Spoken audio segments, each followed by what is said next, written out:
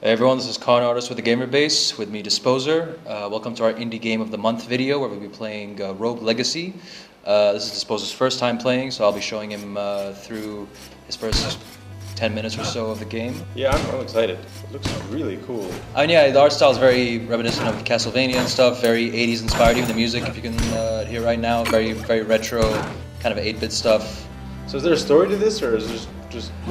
Well, insofar as there is a story to most roguelike games of, get through the dungeon without dying, pretty much. But this one has a very cool twist, which kind of makes your own story through the game, which is if you die, your kid takes over for you and tries to kind of go through the dungeon. And the really great thing is your kids get kind of genetic deficiencies sometimes. So like you can have a kid who's like colorblind and the whole game will be black and white. Or you can have a kid who's got like ADHD, so they just walk really fast for the dungeon. Everything's kind of with this big dude. Well, you gotta figure that out, man. You gotta just see what happens if you go up close.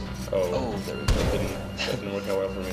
I've always loved how the characters walk in these games. Yeah, very gallant. Sword held out in front, Yeah. ready for action. Very cool. So the music in this game is quite... Yeah, a lot of people call attention to the music. Kind of a really good mix of sort of modern symphonic stuff with older 8-bit stuff. So you have the simple kind of catchy themes with the more kind of orchestral, over-the-top stuff. Like this main motif you're hearing now is like an 8-bit kind of thing. And it's really cool how it's mixed in with the violins and the more modern stuff we have now. It's really well done. So pretty much everything is smashable.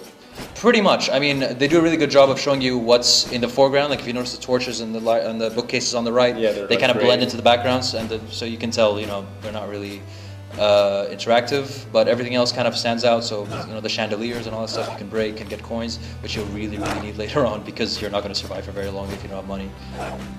This is super cool. So is every level like this, or do they change scenery-wise? Well, I think there's about 4 different branching kind of levels. So this is the main the first one you'll enter is the kind of castle, the very traditional Castlevania kind of like level.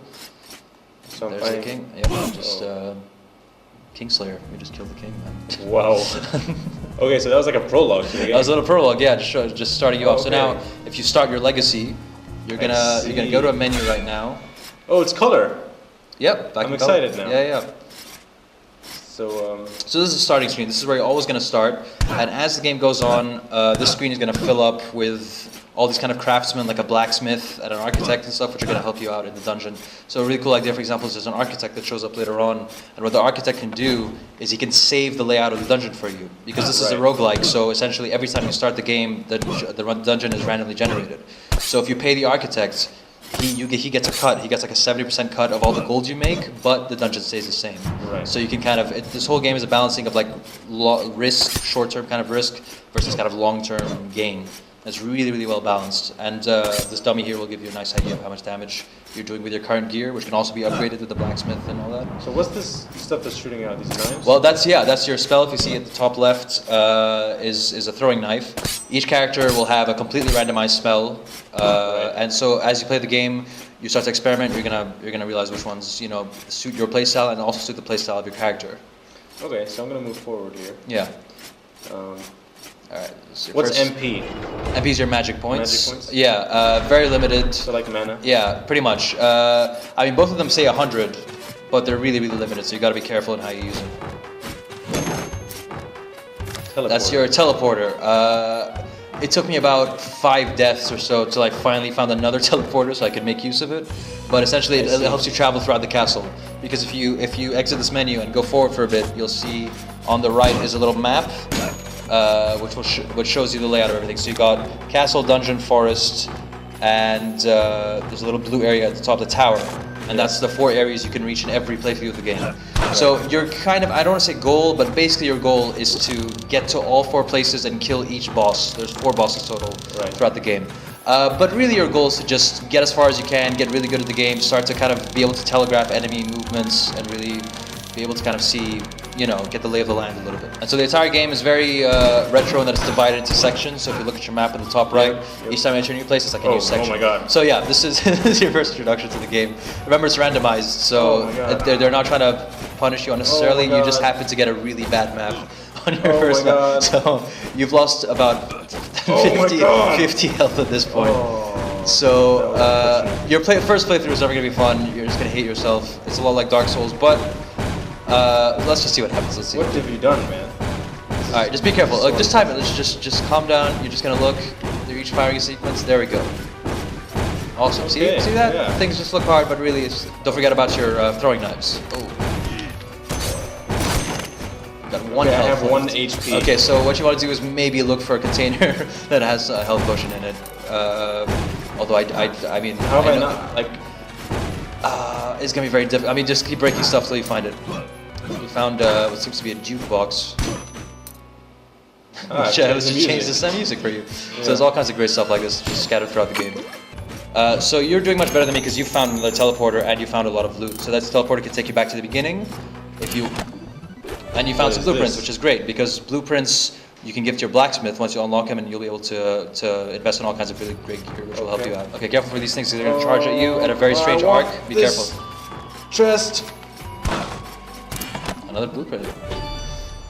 This is a really lucky playthrough. Even though you're kind of unlucky with this generation, it's a very lucky. Yeah, I hate these paintings. I really, really hate them. They're gonna. No. They try to get the best angle at you. No. Oh no. Okay. Oh, okay. That's fine. All right. Certainly. So you get a really nice kind of epitaph. You should practice fighting bosses using the architect. So now's the fun part. Now if you choose it and you're air. So what's the X and Y? The X and Y. The X is your character card. This tells you the character you were just playing with, who's dead now because he's level 0. But it basically tells you their base stats, which are completely randomized every time you start a new game. They tell you their equipment, enchantments, all that kind of stuff. Okay. Y is your settings. You can mess around with graphics controls, all that kind of stuff. So see on your left here, you have Sir Lee, the useless knight who died very early, and Johannes, the legendary knight who killed the king, the one we were playing with at the beginning. So this is so far your family tree. This is you're going to choose your heir now. Now this one suffers from vertigo. You do not want upside down. the person from vertigo because he's going to mess up your game. This one's great. ADHD and OCD are a fantastic combination because ADHD will move you a lot faster. OCD, everything you break will give you MP, which is a really, really great. And he's a knave, which is basically a rogue. He's very. Sorry? It's also a woman. It's also a woman, yes. Okay. So sexist. That's not at all. No. So very low health, but very high damage. You have a third one at the top who is a mage. He's gay. And he's gay, which doesn't really. It doesn't do anything. I'm not sure it really does anything. I played with a couple of gay kids, and it's never really affected my game that much. He's also got the freezing spell, which is quite good. But for now, I think I'd go with the bottom one because OCD is an excellent combination with, and your spell is Conflux, which is not bad either. So now you're going to start on your fort, basically, which doesn't look. There we go. That's your first building on your fort. So your bluesmith, you're going to give him your blueprints, and he's going to make things for you using the gold. And as you can see, each branch you unlock has a plus sign at the top right. That means it unlocks even more branches. So by the end of the game, you're going to have a pretty massive castle with just a bunch of different enchantments and unlocks. So should I unlock these? Or? Well, if you want it, you can either increase your mana or your health. So you can choose one or the other. There we go. Okay. So there's your blacksmith. You can have a little chat with him, and he can upgrade some of your gear for you or use your blueprints. Okay, so now you're essentially in the exact same situation. So it's very roguelike. Nothing's really changed except your own skill. So if you see now, every time you hit something, you're getting 1 MP out of it, which is really, really useful.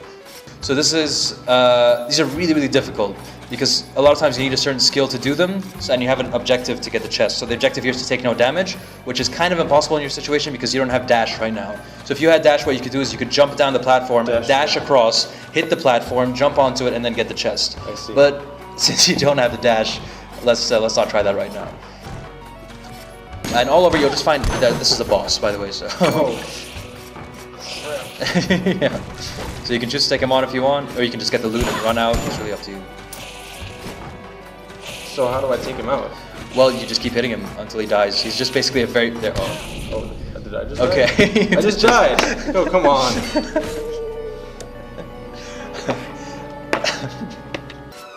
Okay, so we're trying out a boss battle here.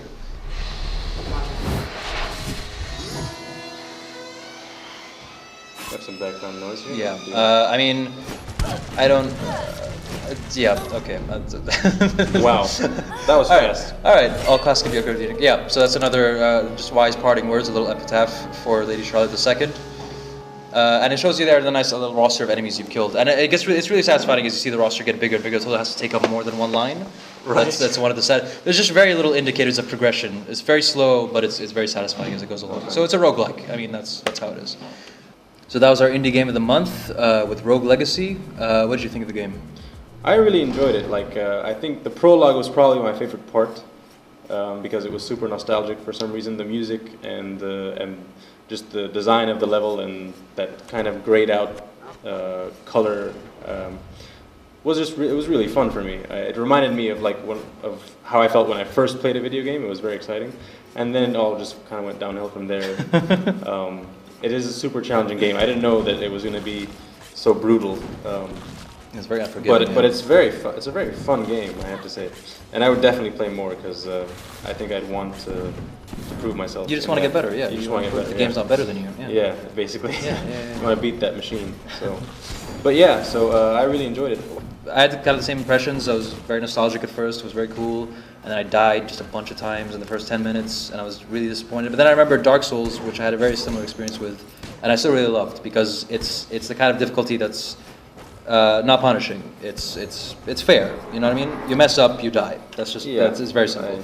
So yeah, I really enjoy it. I love this great game design, great balance all around. It's really fun, and yeah, I just really enjoyed my time with it. All right, well that was Indie Game of the Month. I'm Desposer. I'm Con Artist. And we will see you next month with our next installment. If you have any suggestions for Indie Game of the Month, please leave a comment. And like our Facebook page, follow us on Twitter, subscribe and rate this video if you liked it, and we're going to see you later.